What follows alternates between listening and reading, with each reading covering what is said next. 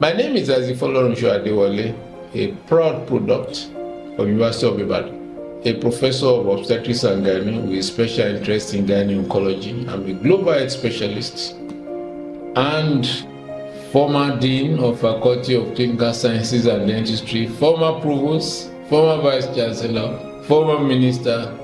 The most important is that I'm a child of God.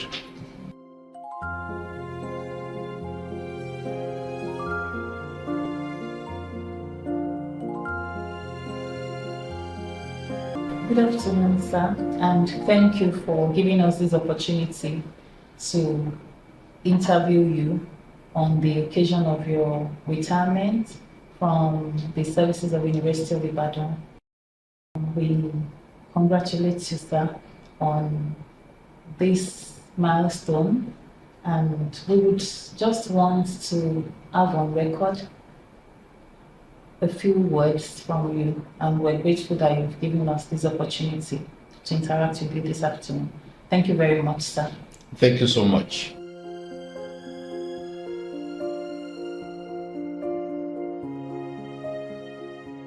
Sir, may we know a bit about your memories of childhood, your growing up years? What were they like? Thank you for having me. It's a distinct honor and privilege to be interviewed. I'm one of the privileged few to have passed through this noblest of noble institutions. And to me, it's a privilege, and one should not take it lightly. Growing up, I believe in history. I love history.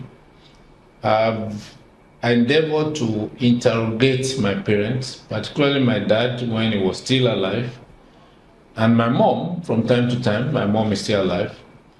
But to the best of my recollection, I could recollect as far back as when I was 5 years old, when relations who asked me to put my plate of food on my head for prayers, so that imported items from overseas will arrive safely. And by the time the prayer session was over, the food will have diminished in quantity and size. And interestingly, they also prayed that I should put my food on the head again so that there could be ministerial appointment, which to me is one of the mysteries of life, because eventually I became a minister. In terms of my interaction and interrogation of my parents, I was born inside a vehicle. I consider myself to be extremely lucky because there was nobody to resuscitate me. God was my neonatologist. That's documented in my autobiography that I'm putting up. So my mom delivered me inside the vehicle on the way to Wesley Guild Hospital, and I survived. So, and I've been fortunate to have a father who believes so much in education. And my dad will part with anything to get one educated. Mom, tough, but also caring. And because I was also doing well in school, I was a darling of the family. I moved with my uncle, who was the chief inspector of the marketing board, to Ibadan, then went with him to Akure. So I was actually one of these nomadic students.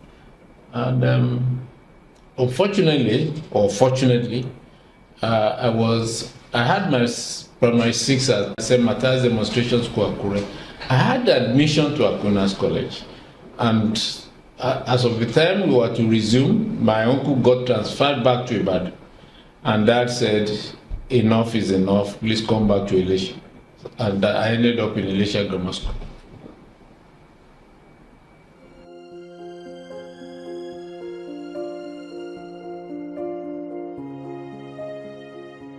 So you've had experience of being a student and a teacher and a practitioner of medicine in Ibadan and in many other prestigious places. What can you tell us about where we are right now, where we should aspire to be, and what steps need to be taken to get there? Thank you. For someone who went through this institution, who worked here and also had opportunities to work outside Nigeria, I think it can be painful to recollect what it was when we were students and to look at what we have now. Things are just not the same. I could recollect that as students, things were just there. In fact, that was one of my challenges as a Vice Chancellor. And I think a Vice Chancellor who happened to be an alum of UI will have the same challenge. I was a student who had everything almost for the take. Our clothes were laundered weekly. Our rooms were cleaned. There was no body squatting. Things worked everywhere. We had international staff. And so for you now to have the institution where you have to deal with underfunding, you have to deal with dilapidated infrastructure, you recognize that things are just not the same. It's the same in the health sector. Usage was reputed to be the fourth best hospital in the Commonwealth at the point in time. And the Saudi princes actually also had treatment in Ibadan. And I'm not sure any one of them would dare move near us any longer. And it's simply the Nigerian factor. I will attribute it to two things. One is chronic underfunding. And I will also call it a Nigerian factor. Nigeria is a country where your resources will probably just not go far more than one fantastic, well-equipped, super funded hospital, but we'll say, oh, we want to have one in every state capital. And at the end, none of them will be better than a glorified general hospital. Until we change our perspective about the Nigerian nation, I think things will remain the same. It's funding. We know what to do. Nigerians are smart, we're intelligent people. But that Nigerian factor is our soft underbelly. So if we can put in money, if tomorrow somebody gets up and say, let's fund usage, somebody will get up and say, what about FMC Maiduguri? Someone will say, what about Zaria? What about Enugu? What about Bin? And at the end, nothing will get done. Whereas we can wake up and say, let's do 6 hospitals. And at the end, we will have 6 good hospitals. We could have 1 quaternary hospital in Abuja or Lagos. And then over time, after taking care of those first set, we can go for round 2. But we are very impatient. And so nothing gets done properly in our country. So if funding is addressed, and if we also work on the Nigerian factor, then we can go back to... Oh yeah, we will not go back. I don't even want us to go back. I want us to go forward. Okay. The last time I visited one of the hospitals in UK, I love visiting hospitals, but things have changed. Even to pick drugs, everything is computerized. I could remember I saw computer for the first time in Charing Cross Hospital when I was there from overseas attachment. And you know how many years ago, you're talking about 40 years ago, things were fully computerized. As far back as 40 years ago, sir. Fully computerized. I was there for a whole year plus and I never knew where the blood bank was. But when the blood test is done, your result comes back automatically through the system. So we should go forward.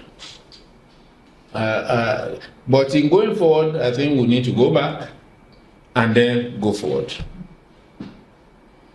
Thank you very much, sir. Maybe this will lead us to the next question.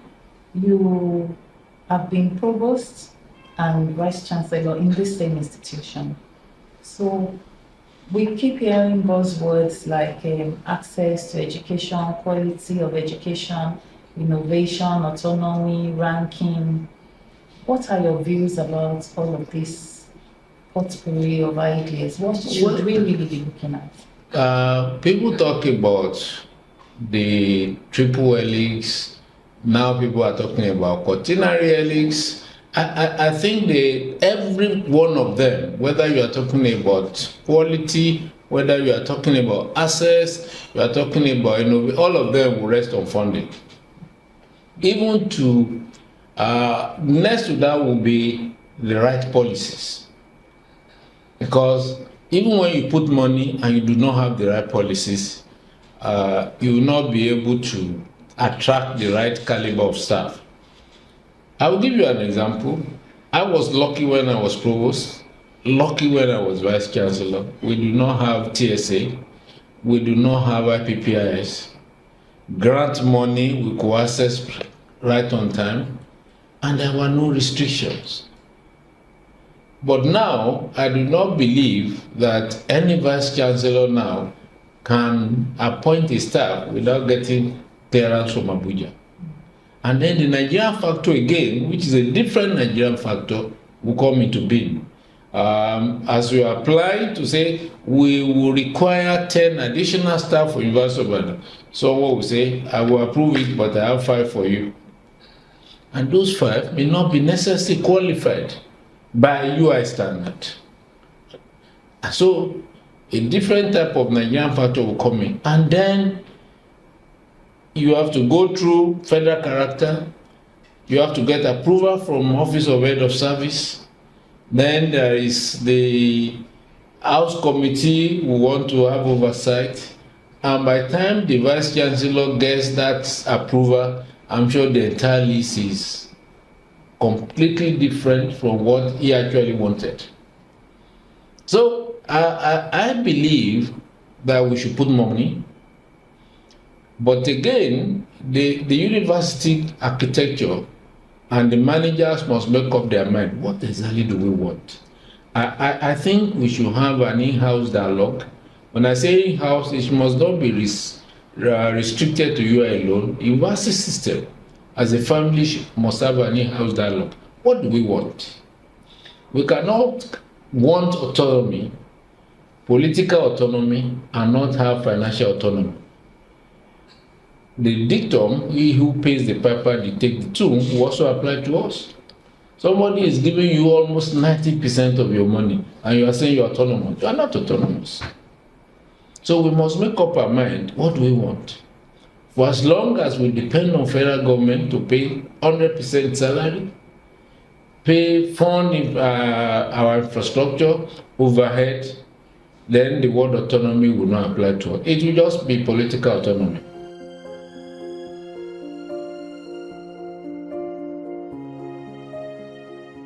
Can we look at this in light of the quest for students to pay fees now and the debate on student loans, considering our present economic situation?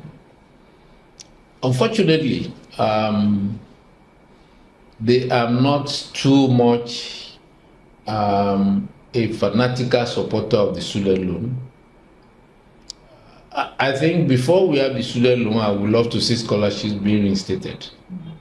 I was a national award scholar in UI, and I enjoy full scholarship. Even they paid for my feeding, paid for books. Let's have that.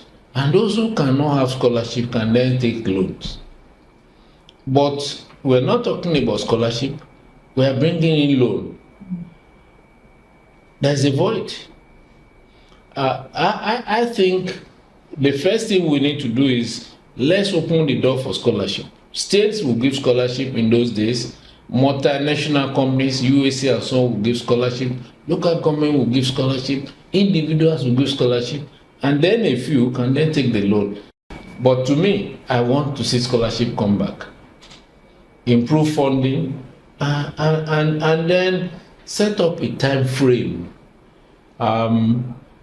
Increased fees are inevitable, but I don't think the political and economic climate is ripe for it.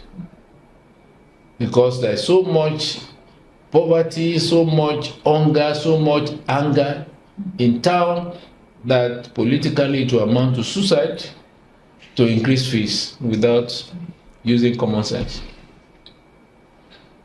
Thank you very much, sir. And this is going to make me to deviate a bit. So we're talking about employment, because you mentioned at least let them be able to pay back if there's a loan. Let them have. Yeah, because that's what operates in US. Okay. And then even in US, they write off this loan after some time. Okay. Some won't be able to pay back. Okay.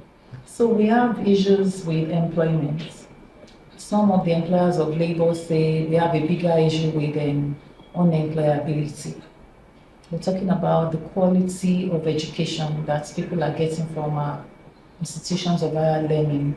What's your view about what the real problem is? Well, some people say, oh, the government needs to create more jobs. People are saying, no, the university needs to equip graduates with skills so that they won't depend on government jobs. And what's your take on this? I think both sides are right. They're also wrong. I think we who are new graduates or graduates,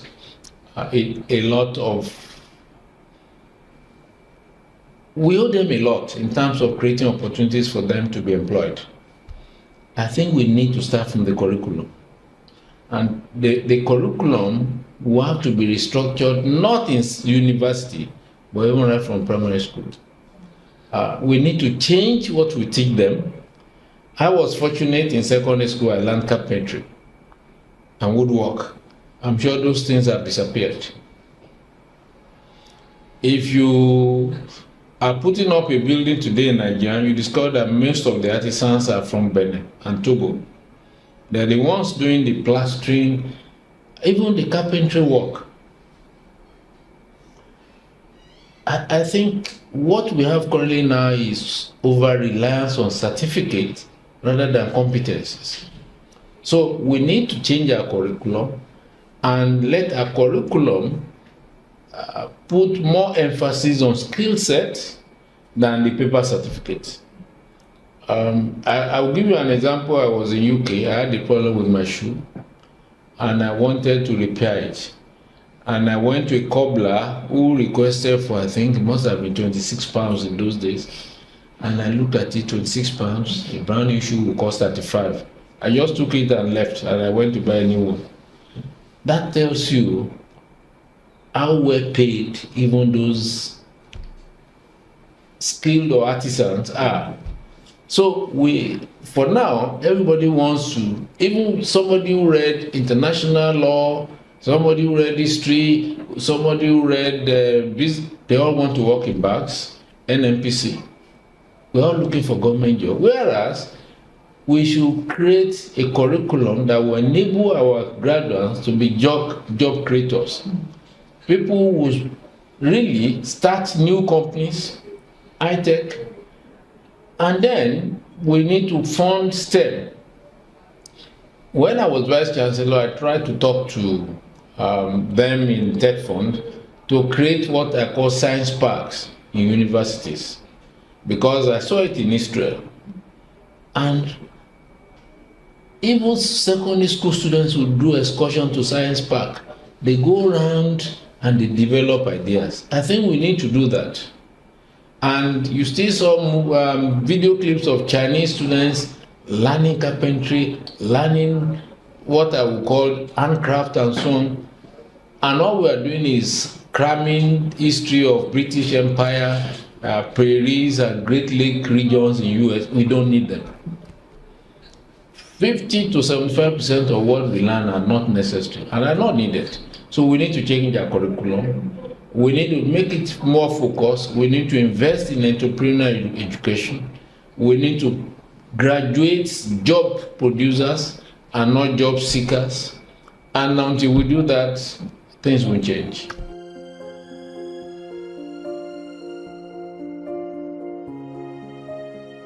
And maybe closely related to the issue of employment and unemployment is the issue of immigration. The medical profession is, I was going to say mostly affected, but we're feeling the crunch. Sir,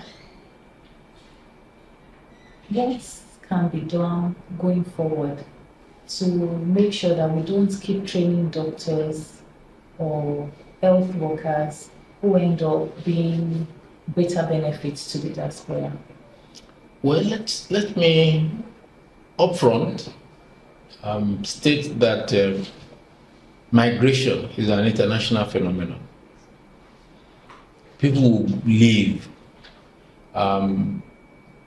Canadians will go to Australia, Americans will go to Mexico, they will go to Germany. People move.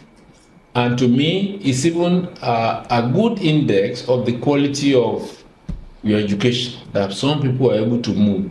It becomes a major problem when a huge majority leave, especially for economic reasons. There is invariably two factors operating, the push and the pull factor. In Nigeria, the two factors are operating at the same time. The economic situation, lack of job satisfaction, or absence of jobs pushing people away. The devaluation of the currency is acting as a pull. And therefore, we have both working together for the first time to take people away, and not just doctors. I saw a video clip stating that even in Germany, in Canada, they're looking for carpenters, bricklayers. So it's beyond doctors. They're looking for every different set of skill set.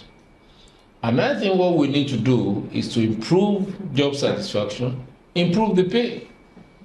At a point in time, the average lecturer was earning about $2,000 when you convert it. Today, that same lecturer is earning, is it up to $40 or something? So, and even when you bond them, it's not going to work. If I was younger, and I'm sure many younger ones will leave, all they will do is work for a few months. Even if you ask them to pay for the cost of the training, they will pay back. By the time someone sends $5,000 to Nigeria, you know how much that is.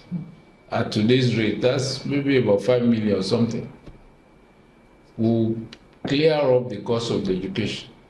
But I think there's nowhere like home. So we can make home better.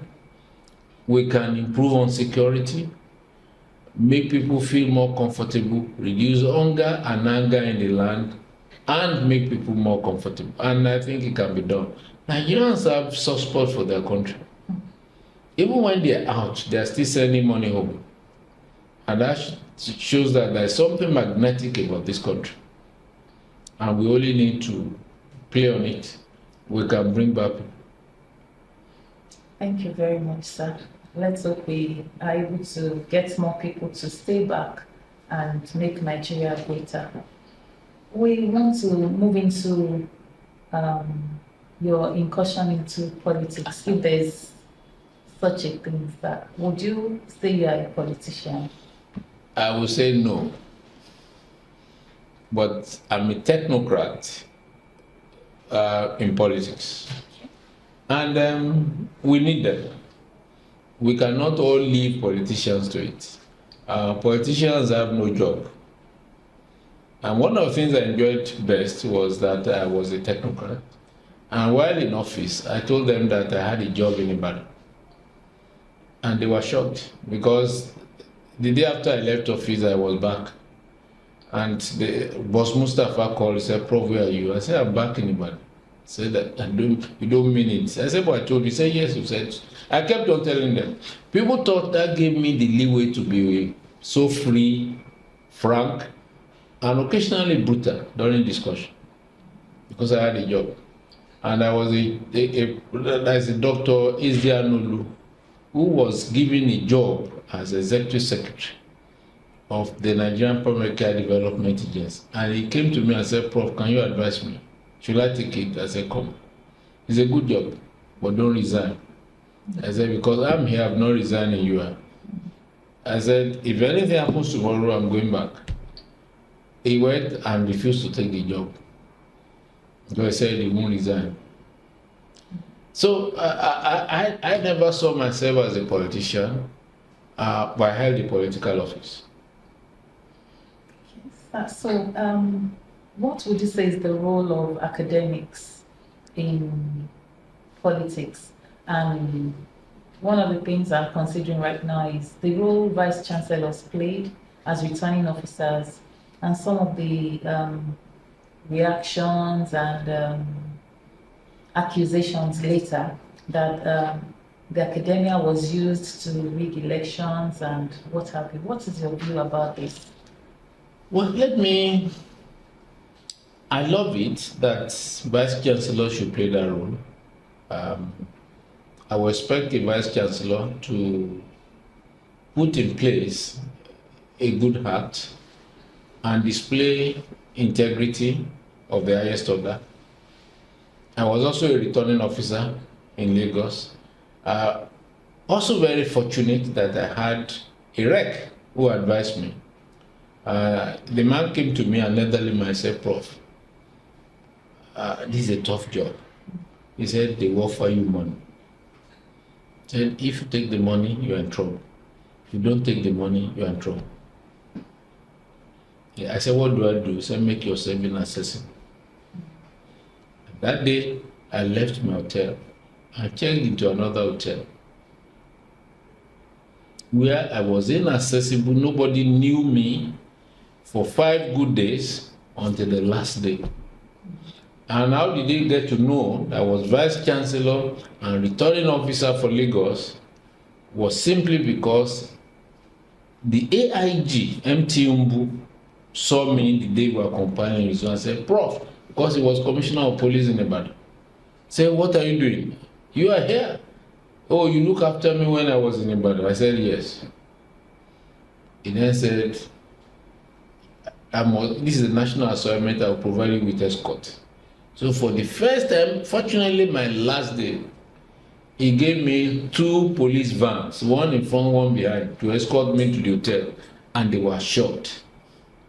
Because I was eating in my room, I would leave in the morning and be back in the evening, and once I would switch off my telephone. Because somebody called me from Ibadan, one politician in Ibadan. They thought I would be returning officer in Oyo State. I said, "Prof, would like to meet with you." I smiled. I said, "I'm sorry, I'm not available." He said, "Aren't you a returning officer in Ibadan?" I said, "No." "Where are you?" I said, "I don't know." Because I was lucky to have that advice. Some Vice Chancellors did not do well, and it's not because they're Vice Chancellor. I think it depends on the quality of that person. Some could not even add figures. I suspect one of them even had eye problem. If you had eye problem, you couldn't see well, why will you take on this job? So we should separate the person from the office.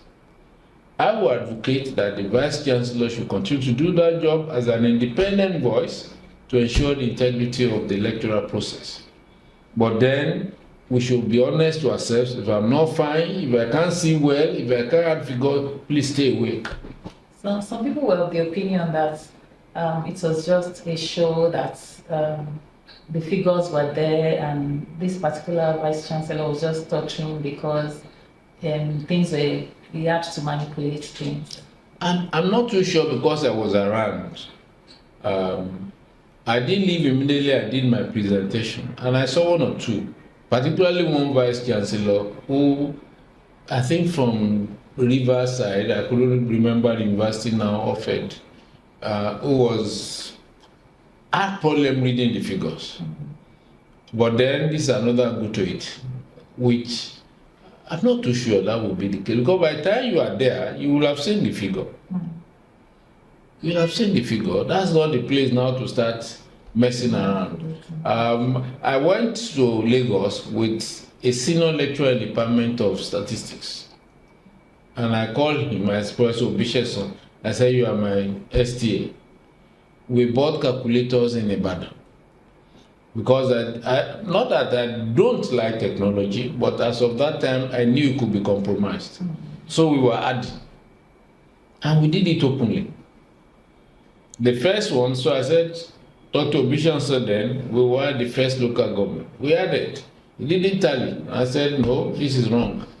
They went back and came back with a different figure. The rest ran away but came back later. They all checked their figures. I think at that stage, there's nothing they can do to you as a vice chancellor. That's the truth.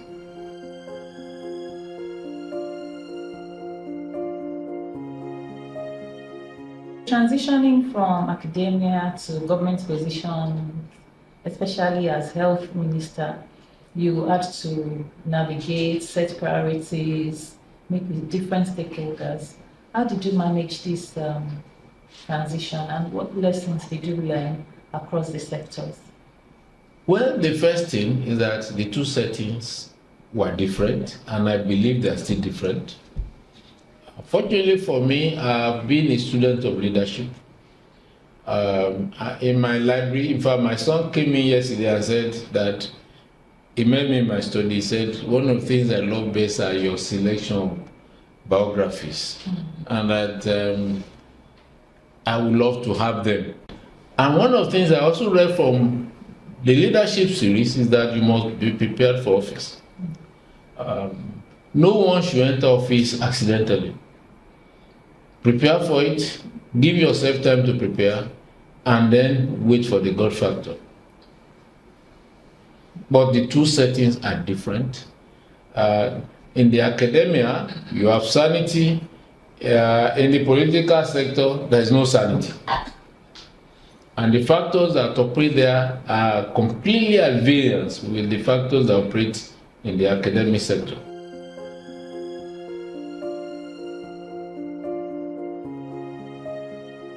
Your tenure as health minister coincided with critical moments in public health.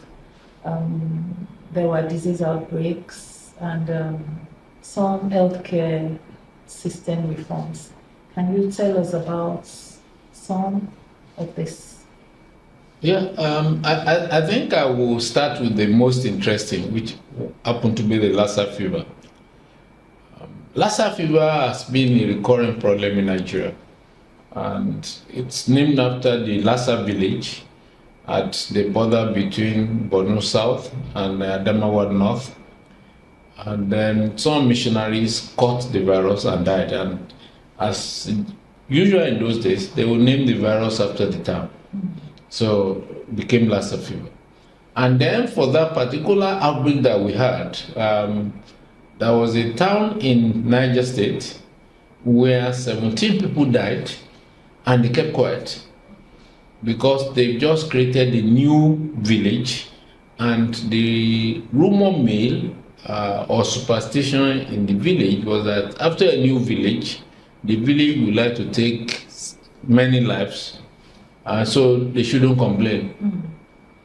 And each time somebody developed Lassa fever, they would take the fellow into the bush to die, until the son of the principal of the only school in the village developed Lassa, and the man shouted and cried.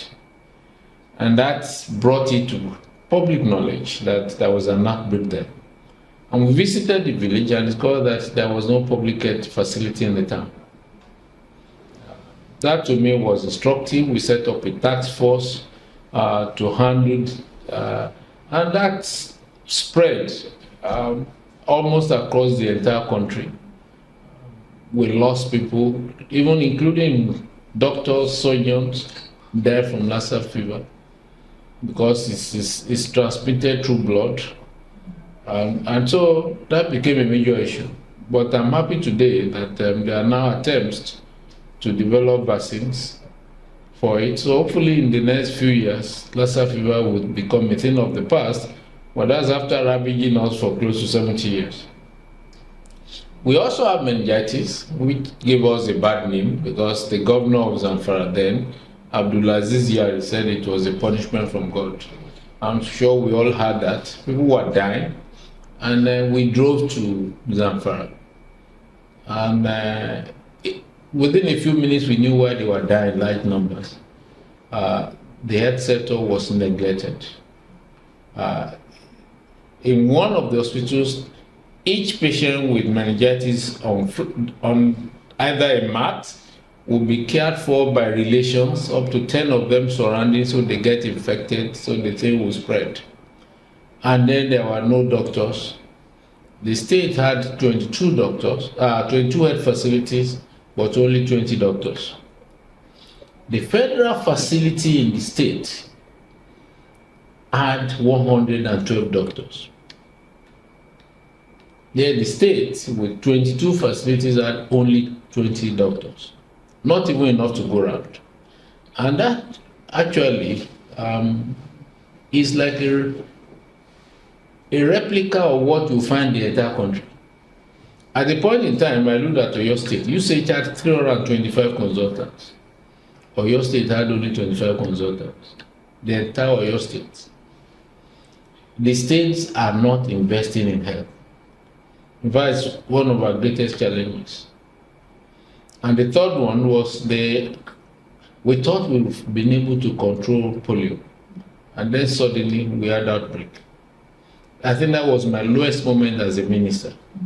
Because if you do not have a single case of white polio for 3 years, the world will certify the country as polio-free.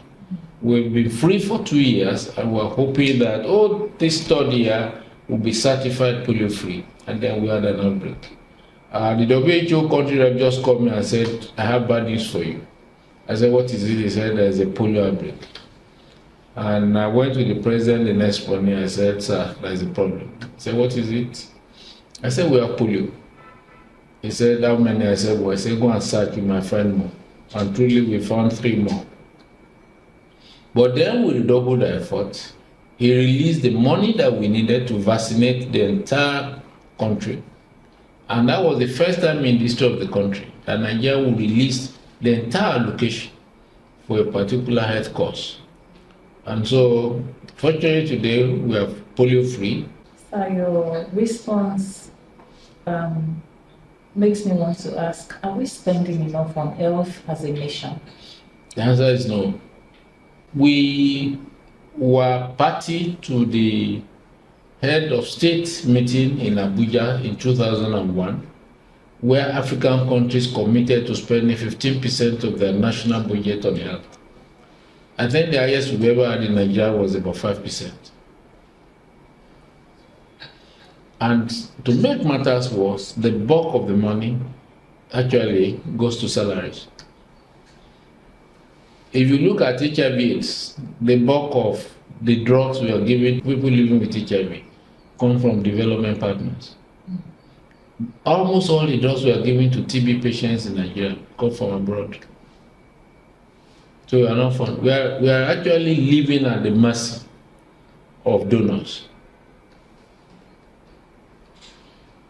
People believe it's very easy or very cheap to die in Nigeria from health causes, especially now that some of the multinational companies that are into pharmaceutical productions are leaving because of the economic situation. Well, I think it's a lesson for us.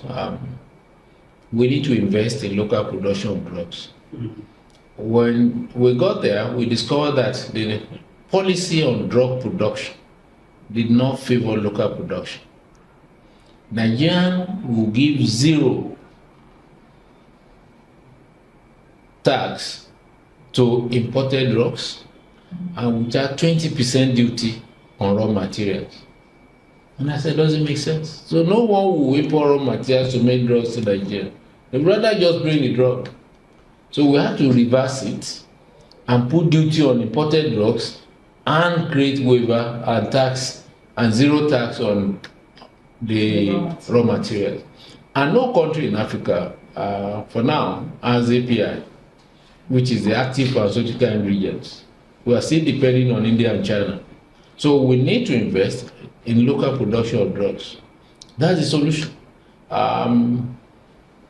Somebody spoke to me a couple of weeks ago, even for asthmatics, the inhaler, which they used to buy for 8,000, I think they bought for 50 at the point in time. So you can imagine what will happen to asthmatics. But sir, with the increased number of locally produced medication also comes the fear of adulteration and standardization and monitoring. And people speak of compromises by the people that are supposed to vet. In fairness, I would rather take a made in Nigerian drug than take an imported one. We are not sure where it's coming from. Because many of the drugs from India and China are actually adulterated. And at one of the meetings of African health ministers in Addis Ababa, I challenged the Chinese.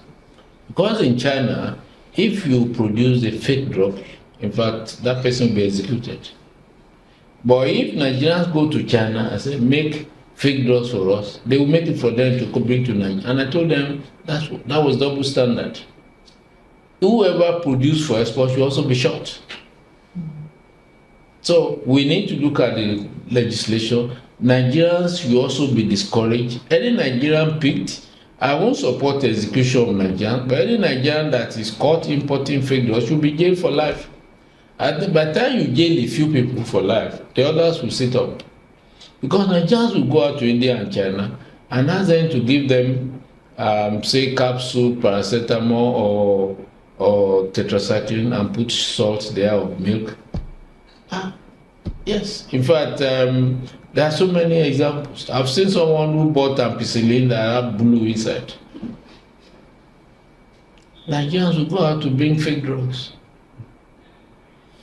At the time of Professor Adewole, 70% of imported drugs in Nigeria were fake. I think it's down because of some of the stringent rules, but they're still there.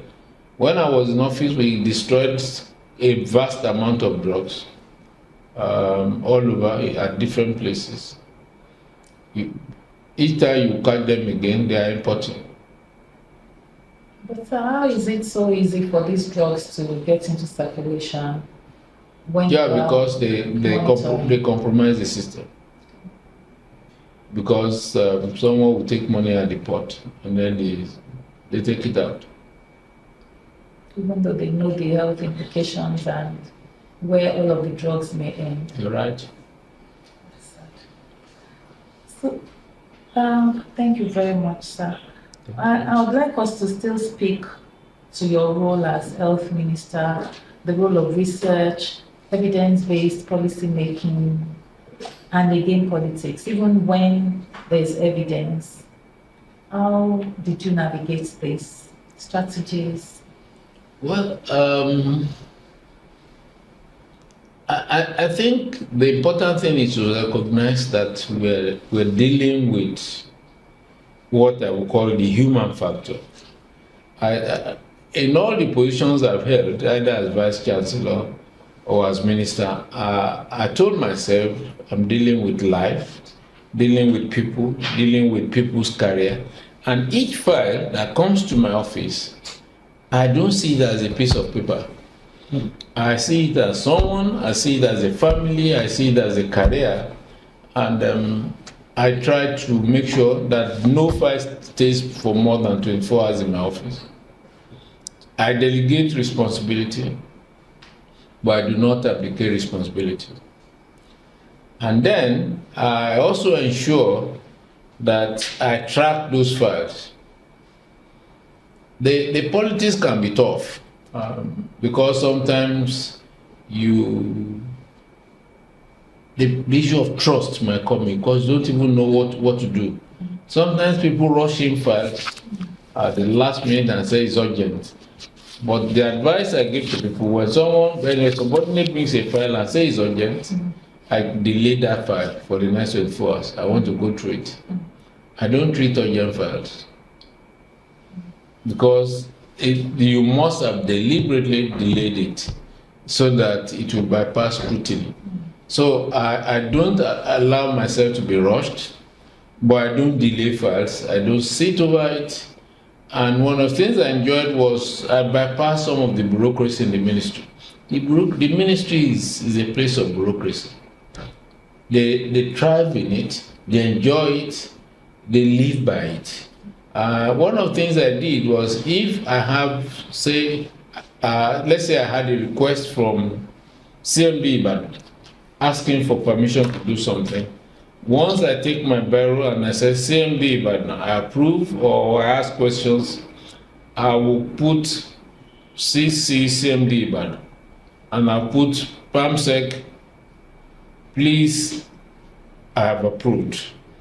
My secretary will automatically scan that letter to CMD Ibadan. Because I know that reply will not get to CMD Ibadan for the next 3 months or even 2 weeks. So I use technology to bypass bureaucracy. And because I was familiar with the Health Ministry, I worked with them for years, I was able to appreciate their soft side and bypass the soft side. I got to the ministry and I said, your working hours is 8 o'clock, not 10, not 11. So that was opera, but I made sure I get to office by 8. And within a short time, people queue up and bought into it. That's a tough one, but I'm sure, sir, that you had tougher decisions to make and certainly challenges. Can you tell us about maybe a particularly challenging situation that you faced as a minister, as a VC, as a provost? Really challenging situation. Let me start from top, because that's the most recent. Yes, sir. I got into office November 11, and I won't forget. And the budget was almost done. But the president was kind enough to send it back to us to rework. And I reworked the budget. I tried to eliminate what I would consider to be areas of waste. Civil servants love meetings, conferences, workshops. And I told them that all the conferences and workshops we've had over the years, we don't even see it on your website. So let's digitize all and put all your reports on the website first and scale down on new ones. And I tried to move that to other things that are result-oriented. And I thought I worked on the budget and I submitted it. And I went to Addis Ababa. And I think the day we were going, they then gave us the budget Mr. President submitted. And I took it with me to Addis Ababa, 220 pages. As soon as I settled into my hotel room, I decided to went through the entire budget. And I discovered that they watered the budget. So whatever is happening now is not new.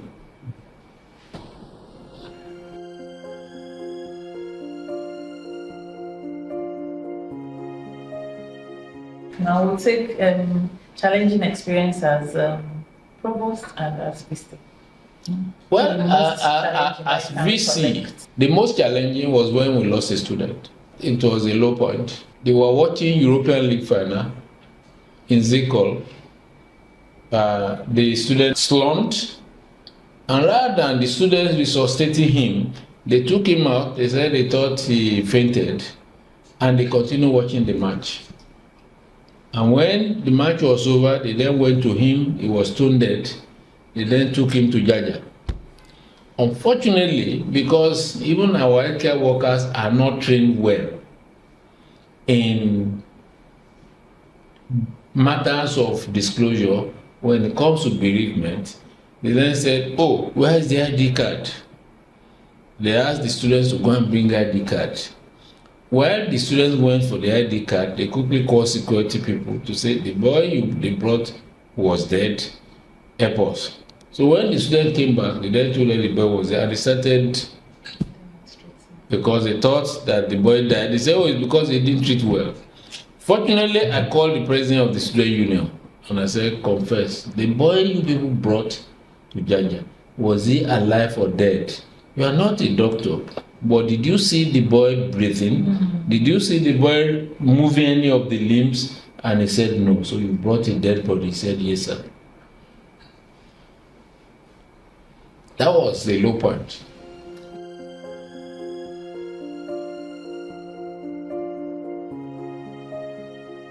So on that note, sir, can you remember any decision you took that you found tough to take, but you had no choice but to take it? As a provost, as a vice chancellor, Yes, as a, I think I will start from the minister. The one I really felt, even in spite of the geopolitical nature of the decision, was the suspension of the executive secretary of the National Health Insurance Scheme. And people thought, oh, and then for the first time, I saw I saw real politics at work in Nigeria. Even those who were complaining about his poor managerial style rose to defend him when we suspended him. Simply unbelievable. They were the same people who said, oh, it's bad, we will deal with him. The moment we dealt with him, they started defending, begging. And of course I refused. But what also helped me was that my PAMSEC came from Katsina, and both of them were from Katsina. So it couldn't have been said that you were trying to be... Eventually I was overruled. They asked him to come back. And I think that was also a low point there, because when he was asked to come back, there was a letter that says I should work with him. So when we got to FEC, I thanked the president for appointing me as a minister, but I said whoever wrote that letter has done injustice and has promoted indiscipline in Nigeria. That my subordinate, I cannot work with my subordinate. It's my subordinate should work with me. And there was pin drop silence in the chamber. But I felt I needed to say it. Okay. And any such experience as VC? I think the only one I can remember was someone close to me who was director of DSA wanted us to lease a plot of land opposite UI. And because of pressure, I gave approval. And director of audit then, Kenway Davidson, said that's the right decision. And till today, I think our investment in Ajibode for DSE would not have materialized if Kenway did not say no. And to me, the lesson is that leaders must tolerate criticism. We do not know it all, and we should allow our subordinates to prosper and to feel sufficiently empowered to challenge us.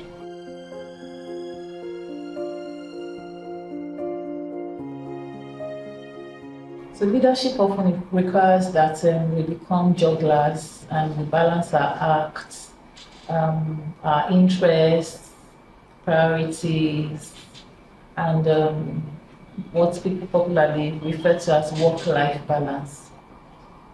With all these leadership positions and many roles, how were you able to achieve that, the work-life balance? Well, I think I've been fortunate to work with people, and as I said, having been a student of leadership, I try to study people. One of the key questions I asked Professor Shukumbi when I took over from him, I said, how do you unwind? And he said, once in 2 weeks, I don't come to work. I said, what do you do? He said, I either stay at home, work from home, or go to UI, play with friends, and I imbibe that. The lesson for leaders is don't work yourself to death. And people they make the mistake thinking that only they can do it. No, you are not the only one. And I could remember meeting with professors when I was Vice Chancellor. And I said, I think I was fortunate to be Vice Chancellor. Any one of you could be on this seat. So I wouldn't consider myself to be the most brilliant or the most knowledgeable, but I think the most fortunate as of that time. So any one of you can be here. No leader must work him or herself to death. 2, we need to take a break occasionally. I learned that from Professor Adewole, and I never miss that. Once in a while, I work from home. I don't come to work 5 days a week. If I discover that I work best when I'm at home, But the Nigerian culture doesn't believe that you are working when they don't see you in the office. So, but unfortunately, it's working now. Yeah, unfortunately, when you come to office, you spend most of the time attending to people. And that's one thing I never enjoyed. As a minister, also when I was Vice Chancellor, I learned to say no to some people, especially your staff. Learn to say no to your friends. Because when you learn to say no to your friends, those who do not consider themselves to be your friends will take a cue. And one of the things I also did was that I instructed people in the ministry, you must see me between 8 and 4. Nobody in the ministry, I will be in the office till about 7, but I won't see you after 4 p.m. My secretary knew that, and I won't see you. So program myself, ready to face reality, learn to say no to some people, where it matters, honest to myself that I don't have all the answers, and I said I delegate responsibility. When I'm not too sure, I ask questions, seek advice, call other ministers, including those who held those offices in the past. I'm never shy to consult them. They say, how did you go through this? In fact, that's one of the things that brought Matt, Patty and myself together, because he would call me and give me tips. In fact, the day I was sworn in as Minister of Health, I drove to Professor Lambo's house, who was a former minister, to say, look, how did you run the office? So with those, I was able to strike a balance. And once in a while, I lock myself up on weekend, I sleep. And it could be Saturday or Sunday. But something suffered, and that's my social life. I'm not a party person. Sometimes people try to see how has he been able to balance. I think that part of me suffered, but something must give way. Because if you try to do everything together, I think one side will give way. So I'm not a party person. You hardly find me at receptions. I attend weddings. I love the sermon and receptions. Go to funeral, and if I'm going to attend reception, I'm not at the service. So I program it. So I divide my time, and time management is key. So what do you do to unwind? What do you do in your pastime? You've mentioned some, but are there, like, listen to music or play golf or something? More, I love football. Love football. We have a team you play for that we don't know about. I played in ABH. Yeah, I played in ABH. I'm a Man U fan, even though we are not doing well now. We are 7th, but with a good coach, I think we'll improve. So tell us about family, work, and how you've been able to manage. Well, interestingly, I never lose touch with home. Technology, even as a minister, I come home every 2 weeks, because you mustn't lose home. I try to shield my wife away from politics and public glare for personal and selfish reasons. Because I believe both of us can't be out at the same time, the children will suffer. So I try to. And technology has helped. Now we do video calls and so on. I'm in talk with my children. Saturdays, I do some cooking. I love cooking. I love cooking. My best food will be the breakfast. If I cook breakfast for you, you will love it. I never liked the idea of a man who cannot cook. It's not good. I lived with my uncles, so I picked it from them. Parents generally would not teach one how to cook, especially boys. I think that's one of the things that is wrong with our culture. And when I'm chairing a wedding reception, I do tell the man and the woman, don't discourage your boy from learning. The Yoruba culture will send the boy out to go and play ball and keep the girl in the kitchen. The girl is not a slave. So don't keep the girl in the kitchen and ask the boy to go and play football, only to come here and say, where is my food? Which food? Who prepared the food? So the boy must learn to cook. So I cook and cook very well.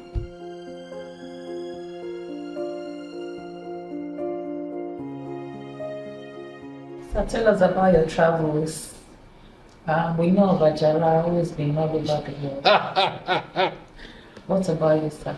Well, I've visited almost all the continents, and I've lost count. And one of the things I enjoy when I'm going through immigration is someone looking at the visas in my passport, and I smile. One of them said, "Why do you travel so much?" I said, because I'm an international person. So occasionally I hit them. There are disadvantages with the green passport. One of the chapters in my autobiography is my travels. And I try to document some of my experiences traveling. I was in Addis Ababa, they gave me a boarding pass without a seat number. And when I thought it was time to board, they held back and said, you have no seat. I caused some trouble. I've traveled and I picked the wrong suitcase in South Africa at the Oliver Tambo International. Fortunately, I wanted to check the telephone number of my contact so that I can call him to say, look, I've been waiting. And I did my hand into the side pocket. I brought out, I think, a head tie. Said, no, I don't use that. The man would not use head tie. So I knew I picked the wrong suitcase. So I went back in and I met a man with my suitcase and we exchanged. So many examples. In US, on my way to US, business class, I saw a dog on a business class seat. Nice. It's a chapter, my travels. I'm curious about if you've had any challenges on the Lagos-Ibadan Expressway trying to catch a flight or something. Oh, the two of them are there. Oh. One, I had to ride Okada. It's there. To the airport? Yeah, it's there. And my PA took an Okada, I took one, because he carried my suitcase on his head. The other one, I think I was provost, and Professor Lambo asked me to represent him at the Baker Institute in US to deliver a lecture. And I was so confident. My flight was, I think, 11. So I left about 4 p.m. That was the day I knew that long bridge was really long. As I said to Express, it started raining. And I got to that long bridge, I think, by 6:30. I was there for 4 hours.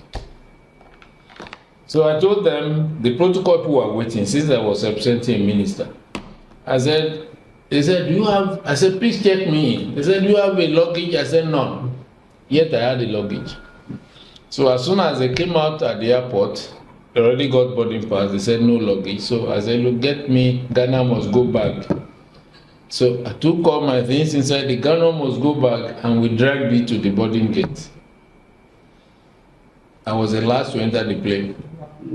On landing at, I think that flight took us to Gatwick. It was here in Nigeria then. As I brought my Ghana must go back, customs said, come. They dipped their hand, they brought out my suit, they brought out shoes, what is this? I said, well, this is my luggage. So I bought another suitcase in Gatwick and then checked in properly on the way to US. So it's there. And would you mind sharing some of your retirement plans with us? Well, I see retirement as just a change in the trajectory of life. I don't think you should stop doing whatever you're doing, we should slow down. I've been trying to slow down. I think it's tough for me because I'm used to working till 2 a.m. But I've realized that previously, when I sleep for 4 hours, I'm fine. It's 2 a.m., 6 a.m., I'm up. Now, even when I wake up 6 a.m., 7, I go back to bed again, sleep for another 2-3 hours. And it seems my day now starts at 11 instead of 7. And I think that's a realization. Deliberately, I told myself, you're not getting younger. What do I plan to do? I love Greek. If the security situation permits, I will go to the farm once in a while. And I'll play a more active role in the church. And then I want to do that. I've been extremely fortunate. God has been kind to me. I think I should give back. Tell some of my stories and encourage people that with the God factor, hard work and planning, one can go places and one can surmount barriers. On the final notes, words of encouragement or counsel for young academics and students? Yes, it is a question I've been asked several times by my tutorial students, younger colleagues, and I've told them that three factors are responsible for whatever I've been able to achieve: the God factor, the parent factor, and the hard work factor. And with the three on the plate, one will surely succeed. There is a saying that one should pray as if everything depends on prayer, and work hard as if everything depends on hard work. I think there is no mountain that is insurmountable. And in the prologue to my autobiography, I had my popular chapter in the Bible is anything too hard for the Lord? And that's Genesis 18:14. I'm sure we all remember the story of Abraham, his wife Sarah, and the scripture used age as if it's a disease. And it says Sarah was striking with age. And that's the first time the Bible will talk about someone being afflicted with age as if it's a disease. So Sarah was afflicted with age. And yes, Sarah got pregnant, even though she was a doubter. And the angel said, is anything too hard for the Lord? And the same angel in Luke 1:37 said, with God, nothing shall be impossible. And that's what I tell people. Believe in God. Walk, believe in yourself. Mountains shall be flattened.